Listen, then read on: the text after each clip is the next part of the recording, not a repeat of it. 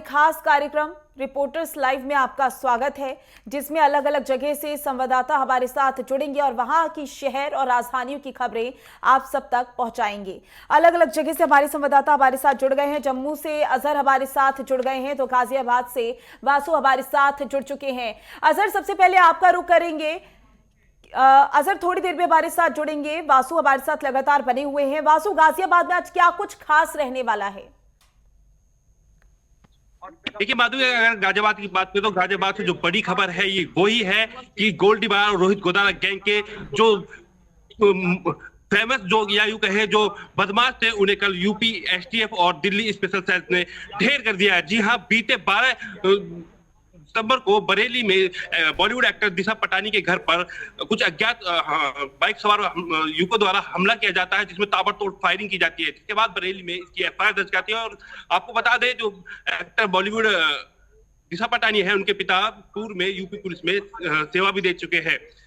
जब एफआईआर दर्ज होती है उसके बाद जो यूपी एसटीएफ है या फिर जो हरियाणा एसटीएफ है या दिल्ली स्पेशल सेल लगातार इन कुख्यात बदमाशों की तलाश में लग जाती है। इस हमले की जिम्मेदारी आपको बता दें गोल्डी बरार और जो रोहित गोदाना गैंग है सोशल मीडिया के जरिए लेता है। जिसके बाद जो उत्तर प्रदेश के मुख्यमंत्री है योगी आदित्यनाथ लगातार मामले को संज्ञान में लेते हैं और मन से ये भी कहते हैं कि ये जीरो टॉलरेंस की सरकार है, यहाँ किसी भी प्रकार के बदमाश को नहीं बख्शा जाएगा। मैं आपको तस्वीरें सीधा आपको दिखाना चाहूंगा। ये वही तस्वीरें हैं जहां देर शाम यूपी एसटीएफ और दिल्ली स्पेशल सेल और हरियाणा एसटीएफ की जो टीम है वो इन बदमाशों को चेकिंग के दौरान रोकने की कोशिश करती है। और लगातार जब चेकिंग देखते हुए जो बदमाश है वो यहाँ से भागने की कोशिश करते हैं, घेराबंदी करके जो यूपी एसटीएफ है उन पर फायरिंग वो बदमाश कर देते हैं। जिसके बाद जो बदमाश है उन्होंने उनकी जो फायरिंग की, जिसमें 4 जो दो यूपी एसटीएफ और 2 दिल्ली स्पेशल सेल के बदमाशों जवानों को गोली लगी। जिसके बाद जो जवाबी कार्रवाई में जो ये रोहित, रविंदर और अरुण, ये 2 बदमाश थे जिनको पुलिस की गोली लग जाती है। जिसके बाद ये घायल हो जाते हैं। घायल अवस्था में इन्हें लौनी के प्राथमिक सामुदायिक केंद्र में ले जाता है, जहां इन्हें डॉक्टर मर्द घोषित करते हैं। तस्वीर आपको दिखाना चाहूंगा माधुरी, देखिए किस तरीके से आप जिस तरीके से चिन्ह देख रहे हैं, आप जो यूपी एसटीएफ ने चिन्ह किए हैं, इनसे आप अंदाजा लगा सकते हैं कि कितना भयंकर यहाँ मुठभेड़ का दौर रहा होगा। क्योंकि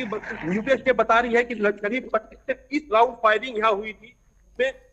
लगातार जो पुलिस पर कार्रवाई हुई, पुलिस पर गोलीबारी इन बदमाशों को कर दी, तो पुलिस ने तत्काल ही जवाब देते हुए उन बदमाशों को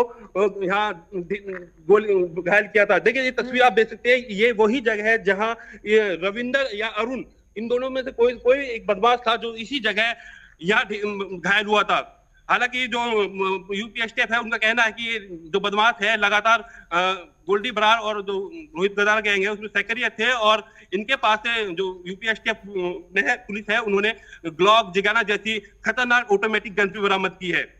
जी वासु, इस मामले को लेकर जाहिर सी बात है पुलिस अभी भी जांच कर रही है। भले ही 2 आरोपियों का एनकाउंटर हो गया हो, पुलिस अब किन पहलुओं को ध्यान में रखकर जांच कर रही है? देखिए माधुरी, पुलिस का कहना है कि 2 बदमाश तो कल घायल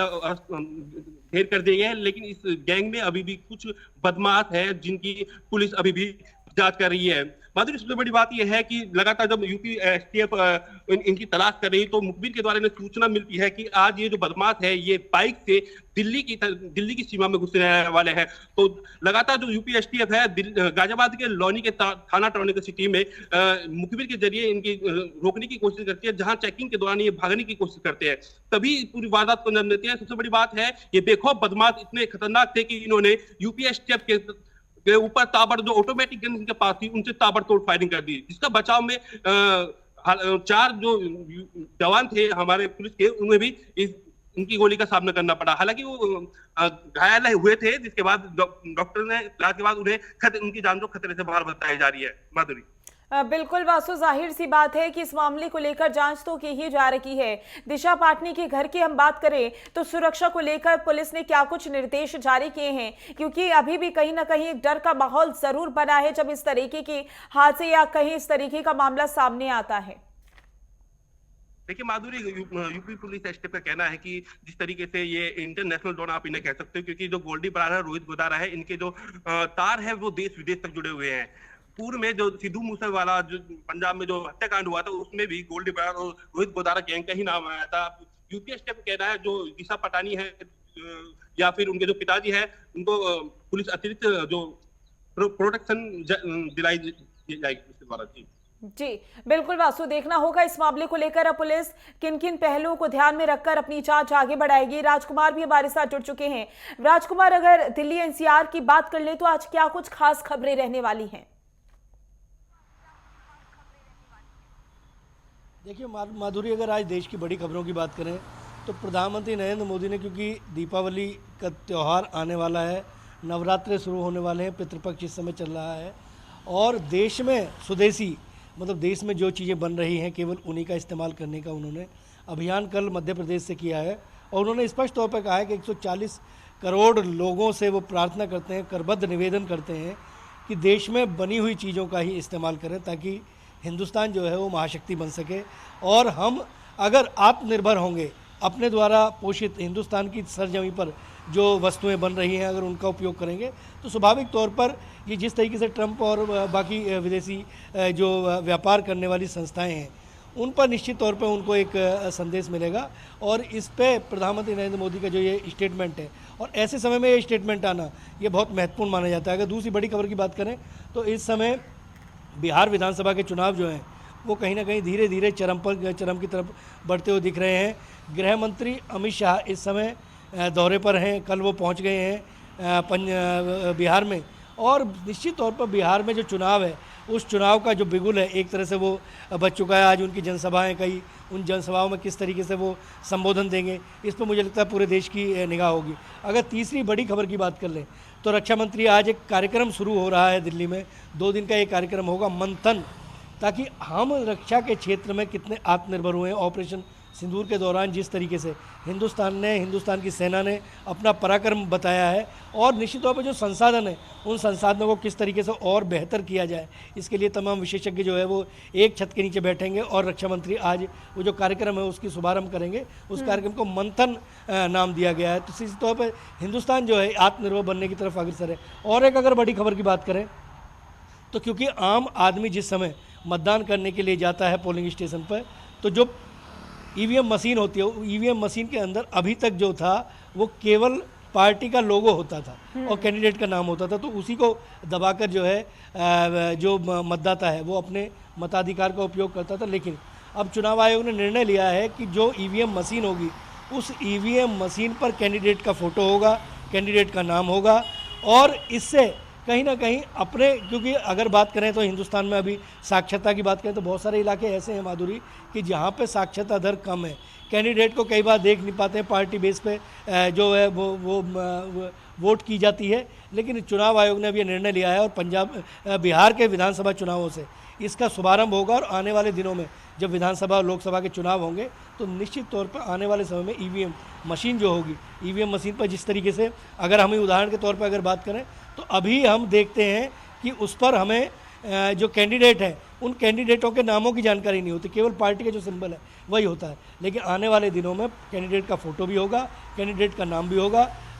बिहार के चुनाव में इसका किस तरीके से इस व्यवस्था को बनाया जाए इस पर लेकर तमाम चिंतन मंथन जो है वो हो चुका है, पूरे तरीके से तैयारियां जोरों पर हैं। ये 4 बड़ी खबरें जो हैं इनके आसपास मुझे लगता है कि आज हिंदुस्तान जो है वो घूमता हुआ दिखेगा।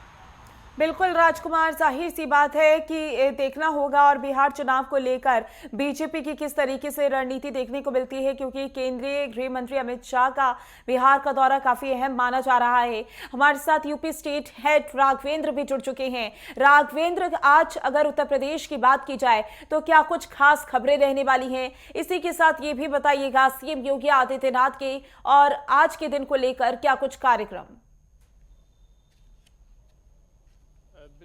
उत्तर प्रदेश की खास खबरों की बात करें तो जिस तरह दिशा पाटनी के घर पे फायरिंग हुई थी, एसटीएफ को एक बड़ी सफलता मिली। दोनों को सीसीटीवी फुटेज के आधार पे एनकाउंटर किया है। दोनों जो अपराधी थे उत्तर प्रदेश में दहशत फैलाना चाहते, लॉ एंड ऑर्डर को चुनौती देना चाहते थे, उनका एनकाउंटर में मौत हो गई है। वहीं गोरखपुर की जो घटना घटी थी जिसमें एक छात्र दीपक कुमार को कुछ गो तस्करों ने गोली मारी थी, उसमें 3 लोगों की गिरफ्तारियां हुई हैं जिसमें हाफ एनकाउंटर हुए हैं, अस्पताल में इलाज चल रहा है। तो एक तरह से कहा जा सकता है कि लॉ एंड ऑर्डर से अभी भी उत्तर प्रदेश की योगी सरकार कोई समझौता नहीं करने वाली है और जो भी कानून को अपने हाथ में लेगा उस पे एसटीएफ और पुलिस की सक्रियता और जिस तरह के एनकाउंटर अभी भी देखने को मिल रहे हैं उसे कहा जा सकता है कि आने वाले समय में भी प्रदेश में कानून का राज रहेगा, अपराधियों के लिए कोई स्थान नहीं होगा। इसको इन 2 एनकाउंटरों ने सिद्ध किया है। वहीं हम बात कर लें अगर उत्तर प्रदेश के राजनीतिक गलियारे की, तो जिस तरह से अखिलेश यादव लगातार भारतीय जनता पार्टी पे हमलावर हैं, उन्होंने एक जिले का नाम लेते हुए बुंदेलखंड के कहा कि भारतीय जनता पार्टी एक ही परिवार के 4000 लोगों का मतदाता सूची में नाम डलाई है, 4000 लोगों के आधार कार्ड बनवाए। तो एक तरह से आधार कार्ड बनवाने और ज़्यादा मतदान बनाने के लिए मतदाताओं की संख्या बढ़ाने की बात अखिलेश यादव का आरोप लगा। इस पर भारतीय जनता पार्टी ने भी पलटवार किया और भारतीय जनता पार्टी समाजवादी पार्टी के साथ साथ कांग्रेस पे भी हमला बोला कि विपक्ष के पास कोई मुद्दा नहीं है और ये बार बार एसआईआर का मुद्दा, वोट चोरी का मुद्दा, आधार कार्ड का मुद्दा लेते हैं, जबकि भारतीय जनता पार्टी का प्रयास है कि किसी भी घुसपैठिए का, बांग्लादेशियों का, रोहिंग्याओं का मतदाता सूची में नाम न हो और वोट से वंचित हों और हम घुसपैठियों को वोट नहीं देने देंगे। और इन लोगों की जो यात्राएं निकल रही हैं और ये लोग जो एसआईआर के विरोध कर रहे हैं, जिस तरह से ये लोग बार बार इनका आरोप लग रहा है, वो सिर्फ एक हथकंडा है कि जो भी अवैध घुसपैठिए हैं वो भी मतदाता सूची में बने रहेंगे और भारतीय जनता पार्टी का प्रयास रहेगा कि घुसपैठिए मतदाता सूची में शामिल न हो। हालांकि निर्वाचन आयोग एक संवैधानिक निकाय है और एसआईआर के मुद्दे पे उसने भी स्पष्ट कर दिया है कि एसआईआर पूरे देश में चलेगा और ये जो भी छंटनी है, जो गलत मतदाता सूची में जिनके नाम जुड़े हैं या जो मृत्यु जिनकी हो गई है, उनका मतदाता सूची से। तो बिहार में हमने देखा है किस तरीके से एसआईआर के मुद्दे पर सियासत चली है। 2027 में उत्तर प्रदेश में भी चुनाव है, ऐसे में उससे पहले अगर एसआईआर उत्तर प्रदेश में होता है तो उसको लेकर विपक्ष का क्या रुख रहेगा? क्या उत्तर प्रदेश में इस तरीके की सियासत देखने को मिल सकती है? बिल्कुल माधुरी, निर्वाचन आयोग ने भी स्पष्ट कर दिया है कि बिहार के बाद से उत्तर प्रदेश में तुरंत एसआईआर का मुद्दा यहाँ पे लागू किया जाएगा, एसआईआर चालू होगा और ऐसी संभावना भी व्यक्त की जा रही है कि लगभग 1.25 करोड़ ऐसे मतदाता हैं जो या तो 2 जगह से उनका मतदाता सूची में नाम है या जिनकी मृत्यु हो चुकी है, अब वो इस दुनिया में नहीं है, या तमाम ऐसे घुसपैठिए हैं जिनकी मतदाता सूची में नाम है। चूँकि कई बार होता ये है कि गलत प्रमाण पत्र, चाहे हम आधार कार्ड की बात करें या निवास प्रमाण पत्र की बात करें, सिस्टम की गलती के वजह से या सिस्टम की मिली भगत के वजह से इस तरह के आधार कार्ड और अन्य निवास प्रमाण पत्र हथियाने के बाद से लोग मतदाता सूची में अपना नाम डलाने में सफल हो जाते हैं। तो इन लोगों की संख्या काटी जाएगी और अखिलेश यादव का बार बार यही विरोध है, क्योंकि अभी पंचायत चुनाव होने हैं 2026 में और 2027 में उत्तर प्रदेश में विधानसभा चुनाव होना है और भारतीय जनता पार्टी 2017 के बाद से लगातार जिस तरह का प्रदर्शन यहाँ कर रही है, सत्ता में वापसी कर रही है, योगी आदित्यनाथ के लॉ एंड ऑर्डर को लेकर जिस तरह से जनता खुश है, उसको देखते हुए विपक्ष बार बार इस मुद्दे को लाना चाहता है कि हम एसआईआर नहीं होने देंगे, ये वोट चोरी का मामला है, ये हम नहीं होने देंगे। हालांकि निर्वाचन आयोग ने स्पष्ट कर दिया है कि उत्तर प्रदेश में अब ये भी संभावना है कि पंचायत चुनाव के पहले ही एसआईआर की प्रक्रिया पूरी भी कर ली जाए। तो एक तरह से विपक्ष बार बार एसआईआर मुद्दे पर सरकार को, निर्वाचन आयोग को घेरने का प्रयास कर रहा है और भारतीय जनता पार्टी का कहना है कि निर्वाचन आयोग एक संवैधानिक संस्था है, वो हर बार इस तरह की प्रक्रियाएं निर्वाचन आयोग करता है और अभी कर रहा है। वहीं उत्तर प्रदेश की खास खबरों की बात कर लें तो जिस तरह से शारदीय नवरात्र में मिशन शक्ति का 5वां चरण शुरू किया जाएगा और तमाम ऐसी फिर से गतिविधियों को संचालित किया जाएगा। अब गाँवों में भी महिलाओं की सुरक्षा को लेकर महिला जो पुलिस बीट है उनकी पेट्रोलिंग बढ़ाई जाएगी। इसके अलावा कोई कानून अपने हाथ में न ले, महिलाओं के साथ किसी भी तरह की घटनाएं, छेड़खानी की या अन्य जो भी घटनाएं होती हैं न होने पाए, इसको लेकर योगी आदित्यनाथ सरकार शारदीय नवरात्र में फिर से मिशन शक्ति को धार देने जा रही है। जी बिल्कुल देखना होगा इस मिशन का आने वाले समय में किस तरीके से असर पड़ता हुआ नजर आएगा। अजहर भी हमारे साथ जुड़ चुके हैं जम्मू से। अजहर, क्योंकि अगर जम्मू कश्मीर की बात की जाए तो जाहिर सी बात है पिछले कुछ समय में चाहे मौसम को लेकर हो या आपदा को लेकर हो, बहुत सारे लोगों को तमाम परेशानियों का सामना करना पड़ा है। ऐसे में अगर हम राजनीतिक परिप्रेक्ष्य से देखें या फिर मौसम के परिप्रेक्ष्य से देखें तो क्या कुछ खास खबरें रहने वाली हैं आज के दिन को लेकर? अगर जम्मू कश्मीर के अहम खबरों की ओर बात करें, सबसे पहले मौसम की वजह से जो नेशनल हाईवे जो है प्रभावित हुआ है, काफी देर के बाद जो प्रभावित हुआ है। हालांकि कल भी जो है काफी सारे जो फ्रूट ग्रोवर्स है या फ्रूट मंडीज है वहां से जो है प्रोटेस्ट हमने देखे, फ्रूट मंडीज में प्रोटेस्ट देखे, किसानों का प्रोटेस्ट देखा, क्योंकि हार्वेस्टिंग का सीजन चल रहा है। उनका जो फ्रूट है अभी देश के बाकी मंडियों तक पहुंचाना है, लेकिन नेशनल हाईवे की बाधा की वजह से बार बार जो बाधा आ रही है उसकी वजह से जो है सेब का जो ये फ्रूट का सीजन जो है वो बिल्कुल जाया हो रहा है, जिसकी वजह से आशंका ये लगाई जा रही है कि करोड़ों में अरबों में जो है किसान को अब की बार नुकसान का सामना करना पड़ेगा। लेकिन दूसरी जानिब से प्रशासन की ओर से लगातार नेशनल हाईवे को जो है क्लियर करने की यहाँ पे जो काम है वो जोरों शोरों पर है। मैन और मशीनरी लगातार लगाई जा रही है, लेकिन उधमपुर, जम्मू के उधमपुर पे इतनी भूस्खलन हुई है या लैंडस्लाइडिंग हुई है जिसकी वजह से नेशनल हाईवे को जो है पूरी तरीके से प्रभावित हुआ है। हालांकि कल भी हमने देखा कि काफी सारे जो फ्रूट से लदे ट्रक्स है उनको जो है श्रीनगर से जम्मू की तरफ रवाना किया गया था, लेकिन आज ये निर्णय लिया गया क्योंकि वन साइडेड रोड है, एक साइड रोड के लिए खोल लिया गया है। आज जो है जम्मू से श्रीनगर की तरफ जो है तमाम तक जितनी भी गाड़ियां हैं वो जम्मू से श्रीनगर आ जाएंगी और किसी भी गाड़ी को श्रीनगर से जम्मू की जाने की अनुमति नहीं होगी। इसमें लाइट मोटर व्हीकल यानी छोटी गाड़ियों को भी श्रीनगर से जम्मू की तरफ जो है इजाजत नहीं दी जाएगी। फिलहाल आज दिन जो है जम्मू से श्रीनगर की जानिब जो है गाड़ियां रवाना हो जाएंगी और इस तरीके से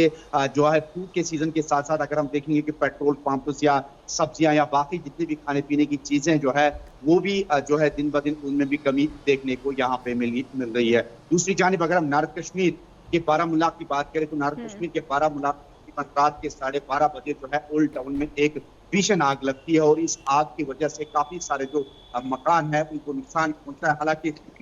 गाड़ियां जो है वो भी पहुंच पाती है और मुकामी लोगों जो वॉलेंटियर्स है वो भी बाहर आ जाते हैं, क्योंकि ये जो एरिया है ओल्ड टाउन कहते हैं इसको, यहाँ पे काफी सारी जो फैमिलियां है वो रह रही है, क्योंकि एक एक जो स्ट्रक्चर है या मकान में 2-2 3-3 फैमिलियां रह रही है, जिसकी वजह से यहाँ पे आशंका लगाई जा रही है कि काफी सारा जो है हो रहा है। हालांकि प्रशासन की ओर से या एसडीआरएफ की टीम की ओर से या रेड क्रॉस की जानिब से वहां पे तुरंत जो है रिलीफ और रेस्क्यू ऑपरेशन चलाया गया है। फिलहाल इस इलाके में ये खबर है कि इस इलाके में जो है काफी जो नुकसान है, जो भीषण आग की वजह से काफी नुकसान का सामना करना पड़ रहा है। अगर हम तीसरी अगर हम अहम खबर की अगर हम बात करें, जिस तरीके से हम देख रहे हैं कि लगातार जो सैलाबी सूरत हाल बनी थी जम्मू कश्मीर में, जिसकी वजह से काफी सारा जो नुकसान हुआ है और पर्टिकुलरली जम्मू के उधमपुर या कटरा या कठुआ में कल भी जो चीफ मिनिस्टर उमर अब्दुल्ला ने इफेक्टेड एरियाज का जो है मुआयना किया, वहां से चेक किया और उसके बाद में देखा गया कि काफी सारी जो फैमिलियां हैं जो उनको वहां से शिफ्ट किया गया था जहां पे भूस्खलन या लैंडस्लाइडिंग हुई थी, और उसके बाद में एक फैसला लिया गया कि जो ये फैमिलियां हैं इनको सेफर प्लेसेस की तरफ जो है रवाना किया जाएगा और साथ ही साथ इनको जो है गवर्नमेंट की जानिब से 5-5 मरला जो है जमीन जो है वो मुहैया की जाएगी, ताकि ये जो है आने वाले सर्दियों के सीजन में, क्योंकि अभी हार्वेस्टिंग का सीजन चल रहा है और इसके बाद में भीषण सर्दियां जो है पूरे जम्मू कश्मीर में स्टार्ट होने जाएगी, और इस मामले में ये निर्णय लिया गया कि फिलहाल इनके लिए जो है 5-5 मरले जो है जमीन दिए जाएंगे, ताकि कम से को जो है रहने के लिए एक छत बनाई जाए। ये बड़ी खबर और बड़ी राहत जो है इन फैमिलीज के लिए जो रिसेंटली जो फ्लश हुई थी या सैलाबी रैली के साथ साथ जो क्लाउड बर्स्ट हुआ था और काफी सारे जो है जानी भी चली गई थी। किश्तवाड़ की बात अगर यहाँ पे करें, जो सबसे पहले वहां पे क्लाउड बर्स्ट हुआ था जिसमें काफी सारे जो जाने हैं वो चली गई। अभी भी आशंका ये लगाई जा रही है 30 से ज्यादा जो फैमिलियां, जो 30 से ज्यादा जो व्यक्ति है वो अभी भी जो है मिसिंग बताए जा रहे हैं। हालांकि वहां पे भी अभी भी रेस्क्यू ऑपरेशन लगातार जारी है, उनको रिहेबिलिटेशन का काम भी लगातार किया जा रहा है। अगर हम मौसम की बात करें तो मौसम में सुबह शाम जो है हम सर्दियों का सामना वो देखने को मिल रहा है, लेकिन दिन में हम देख रहे हैं कि भीषण गर्मी यहाँ पे देखने को मिलेगी। लेकिन आने वाले समय में जिस तरीके से मौसम विभाग का मानना है कि आने वाले समय में कुछ एक दिनों में यहाँ पे फिर से एक बार फिर जो है भीषण बारिशों का सिलसिला लगातार जारी रह सकता है। लिहाजा अगर हम फिर से नेशनल हाईवे की बात करें, नेशनल हाईवे पे लगातार जो मैन और मशीनरी लगी हुई है, क्योंकि इसके बाद में जितनी बाकी मुगल शहरा है यानी मुगल रोड जहाँ दूसरा रास्ता है, वहां से भी जो है लोगों को काफी कठिनाइयों का सामना करना पड़ रहा है, क्योंकि वहां से भी भीषण जो बिल्कुल है अजहर, लोगों को तमाम परेशानियों का सामना करना ही पड़ रहा है। राजकुमार हमारे साथ लगातार बने हुए हैं। राजकुमार, अगर हम कल की मौसम की बात करें, कल जो मौसम था वो लगातार दिल्ली एनसीआर में फ्लक्चुएट कर रहा था, कभी धूप कभी बारिश। ऐसे में आज के दिन को लेकर क्या अपडेट है? देखिए, निश्चित तौर पे अगर बात करें माधुरी मौसम की, तो आज मैं जहां नोएडा में खड़ा हूं इस समय, यहाँ चिलचिलाती गर्मी पड़ रही है। और कल जिस तरीके से बारिश हुई तो लोगों को ज़रूर राहत मिली, कभी थोड़ा सा गर्मी से राहत मिली। लेकिन आज सुबह जिस तरीके से धूप निकली है, उसके बाद उमस का माहौल बढ़ गया है। और अगर बात कर लें यहाँ की, तो स्वाभाविक तौर पर एक आम आदमी से अगर जुड़ी हुई, क्योंकि औद्योगिक इकाइयाँ यहाँ पे चलती हैं, तमाम जो पॉल्यूशंस की जो यूनिट हैं वो यहाँ पे लगी हुई हैं। बिजली की जो कटौती है वो आजकल बहुत ज़्यादा हो रही है, उससे भी लोग कहीं ना कहीं प्रभावित हो रहे हैं। मौसम विभाग का स्पष्ट तौर पर मानना है कि अगले 2-3 दिन तक इसी तरीके का माहौल रह सकता है। शाम को बारिश हो सकती है, सुबह दिन में जो है वो धूप रहेगी। तो स्वाभाविक तौर पर आने वाले दिनों में जो मौसमी बीमारियाँ होती हैं उनकी संभावना निश्चित तौर पर बढ़ती है, क्योंकि जब हम गर्मी से सर्दी की तरफ जाते हैं आने वाले दिनों में, अब नवरात्रों के बाद धीरे धीरे मौसम जो है वो कहीं ना कहीं ठंडा होता हुआ दिखेगा। तो ऐसे में लोगों को अपने आप को बचा के रखने की आवश्यकता है। बच्चों का ध्यान रखें, थोड़ा सा प्रयास करें अपने आप को, जो मौसमी जो फल हैं उनका इस्तेमाल करें। बिल्कुल राजकुमार, जाहिर सी बात है कल जिस तरीके से मौसम रहा है, ऐसे में आज जिस तरीके से आप बता रहे हैं कि धूप निकली हुई है, उमस का माहौल बना हुआ है, उमस का मौसम बना हुआ है, इससे लोगों को परेशानियां भी हो रही होंगी, क्योंकि पॉल्यूशन की वजह से भी लोगों को तमाम परेशानी का सामना करना पड़ता है। आप चारों का बहुत बहुत शुक्रिया सादा जानकारी के लिए।